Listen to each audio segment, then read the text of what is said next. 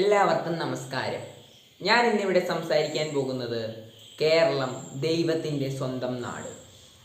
കേരളത്തിൽ വരുന്ന ഓരോ സഞ്ചാരിയും നമ്മുടെ കേരളത്തിലോട്ട് വരുന്ന രീതിയിലായിരിക്കില്ല പുറത്തോട്ട് പോവുക.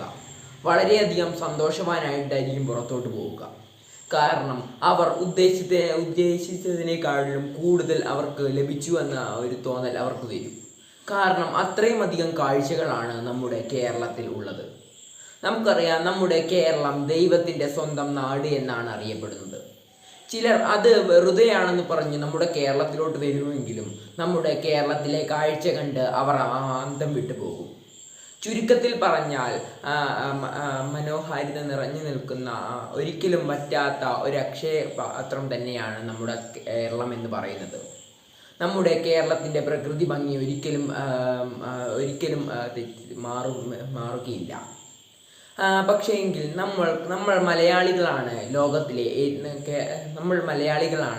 നമ്മൾ ലോകത്തിലെ ഏത് കോണിൽ പോയി നോക്കുകയാണെങ്കിലും അവിടെ മലയാളികളെ കാണാൻ കഴിയും. നമ്മുടെ കേരളത്തെ വിട്ട് അവർ പണം സമ്പാദിക്കാൻ വേണ്ടി പോയവരാണ് അവർ. പക്ഷേ എങ്കിൽ അവർക്ക് ഒന്നറിയില്ല, മാമലകൾക്കപ്പുറത്ത് മരതകമുണ്ടെടുത്ത് മലയാളം എന്നൊരു നാടുണ്ട്. ഇതായിരിക്കും അവരുടെ മനസ്സിൽ എപ്പോഴും വരുന്ന കാര്യമെന്ന് പറയുന്നത്. കാരണം അവർക്ക് കേരളത്തിലുണ്ടായിരിക്കുമ്പോൾ അതിൻ്റെ വില അറിയുകയില്ല.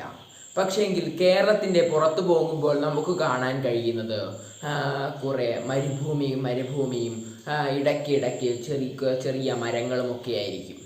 ഒരു തരത്തിൽ പറയുകയാണെങ്കിൽ നമ്മൾ കേരളത്തിൽ ജീവിക്കുന്നവർ വളരെയധികം ഭാഗ്യവാന്മാരാണ്. ഇവിടെ വരുന്ന സഞ്ചാരികൾക്ക് എല്ലാം കൂടി ഒന്നായിട്ട് ലഭിക്കുക തന്നെ ചെയ്യും. കാരണം മലനിരകളും മരങ്ങളും പുഴകളും കായലുകളും ഭക്ഷണം എന്തിനേറെ കലകൾ വരെ നമ്മുടെ കേരളത്തിൽ പ്രശസ്തമാണ്. നമ്മൾ കേരളത്തിൽ സന്ദർശിക്കാൻ പറ്റിയ പല ഇടങ്ങളിലും ഉണ്ട്.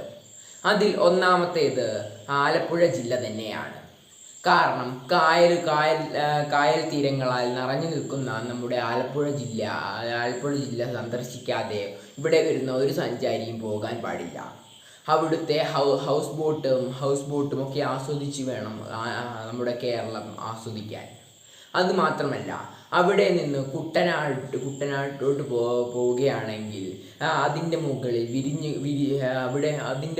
വിരിഞ്ഞു കിടക്കുന്ന നെൽപ്പാടങ്ങളുമൊക്കെ കാണാൻ വളരെയധികം ഭംഗി തന്നെയാണ്. അതിനുശേഷം വയനാടാണ്. പ്രകൃതി ഭംഗിയാൽ നിറഞ്ഞു നിൽക്കുന്ന ഒരു ഇടം തന്നെയാണ് വയനാട്. വയനാട് ചുരമൊക്കെ കയറുമ്പോൾ നമുക്ക് വളരെയധികം സന്തോഷം തന്നെയായിരിക്കും ലഭിക്കുക. അത് നമ്മൾ ഈ പ്രകൃതി ഭംഗിയുടെ കാര്യത്തിൽ മാത്രമല്ല മുൻപോട്ട് നിൽക്കുന്നത്, ഭക്ഷണത്തിൻ്റെ കാര്യത്തിലും കോഴിക്കോടിനെ വെല്ലാൻ നമ്മുടെ കേരളത്തിൽ വേറെ ജില്ല വളർന്നിട്ടില്ല.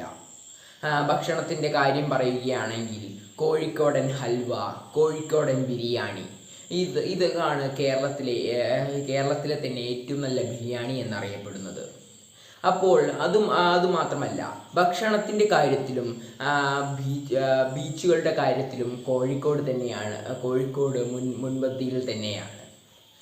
പിന്നെ നമ്മുടെ കണ്ണൂരിലോട്ട് വരികയാണെങ്കിൽ കലകൾ കൊണ്ട് നിറഞ്ഞു നിൽക്കുന്ന ഒരു ജില്ല തന്നെയാണ് കണ്ണൂർ. കാരണം നമ്മുടെ തെയ്യം പോലുള്ള കലാരൂപങ്ങൾ കാണാൻ വേണ്ടി മാത്രം പല സഞ്ചാരികളും നമ്മുടെ കേരളത്തിലെത്തുന്നു. അതുമാത്രമല്ല, അങ്ങനെ കലകൾ കൊണ്ടും പ്രകൃതി ഭംഗി കൊണ്ടും ഭക്ഷണം കൊണ്ടും, ഭക്ഷണത്തിൻ്റെ കാര്യം പറയുകയാണെങ്കിൽ തലശ്ശേരി ബിരിയാണി, കോഴിക്കോട് കഴിഞ്ഞാൽ ഏറ്റവും കൂടുതൽ പ്രശസ്തമായ ഒന്നാണ് തലശ്ശേരി ബിരിയാണി എന്ന് പറയുന്നത്.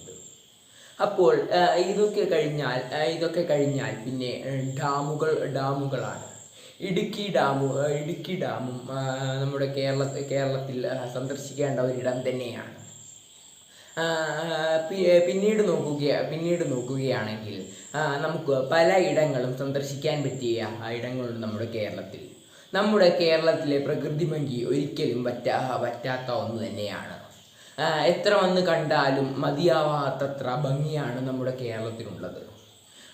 അപ്പോൾ ഇത്രയും പറഞ്ഞ ഇടങ്ങൾക്ക് നമ്മുടെ കേരളത്തിൽ കാണാതെ പോയാൽ നമുക്ക് വരുന്ന സഞ്ചാരികൾക്ക് വളരെയധികം നഷ്ടമായിരിക്കും.